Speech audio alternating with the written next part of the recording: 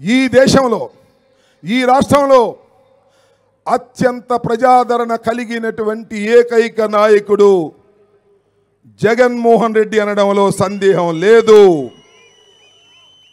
ధైర్య సాహసాలలో జగన్మోహన్ రెడ్డి గారిని మించినటువంటి నాయకుడు ఈ దేశ రాజకీయాల్లో లేడు అని కూడా ఈ సందర్భంగా ధైర్యంగా చెప్తున్నా. నేను ఇంకొక మాట చెప్పి ముగిస్తా. రాజశేఖర రెడ్డి గారిని చూశా, అతి దగ్గరగా చూశా, వారితో ప్రయాణం చేశా. జగన్మోహన్ రెడ్డి గారిని మరింత దగ్గరగా చూస్తున్నా. 100 రాజశేఖర్ల పెట్టు ఒక్క జగన్మోహన్ రెడ్డి అని మనవి చేస్తున్నా. తండ్రిని మించిన తనయుడు కాబోతున్నాడు ఈ రాష్ట్రంలో. తిరుగులేని ఆధిపత్యాన్ని ప్రజల గుండెల్లో పొందినటువంటి వ్యక్తి జగన్మోహన్ రెడ్డి. జగన్మోహన్ రెడ్డి గారిని ఓడించటానికి ప్రయత్నం చేసే ఏ శక్తి అయినా మట్టి కరవక తప్పదు.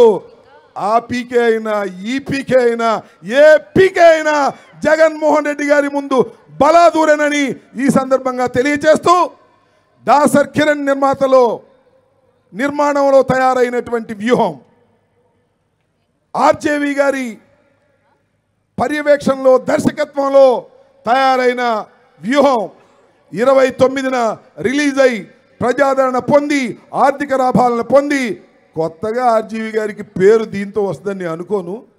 ఎప్పటి నుంచో పేరు ప్రఖ్యాతులు గడించినటువంటి వ్యక్తి.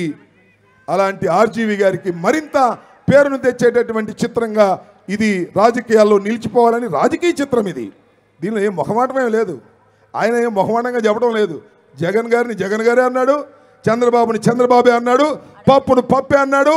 ఎక్కడ నాటకాలు లేకుండా. నాకు ఇంకొక విషయం చెప్పాలి, ఇక్కడ చాలా టైం అవుతుంది.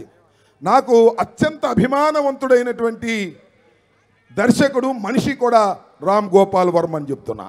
ఎందుకంటే మేము నిజాలు చెప్పలేము, మీరు నిజాలు చెప్పలేరు, ఎక్కడో ఒక చోట అబద్ధం ఆడతారు. కానీ ఆయన జీవితంలో నిజాలనే చెప్పి అది ప్రజలను మెప్పించేటటువంటి సాహసికుడు ఆర్జీవి గారు. అందుకని ఆయన్ని అభిమానించవలసిందేనని మనవి చేసుకుంటూ ఈ అవకాశం కల్పించినటువంటి కిరణ్ గారికి, ఈ అవకాశం కల్పించినటువంటి ఆర్జీవి గారికి నా హృదయపూర్వకమైనటువంటి ధన్యవాదాలు తెలియజేసుకుంటూ సెలవు తీసుకుంటున్నాను. జై హింద్, జై జగన్.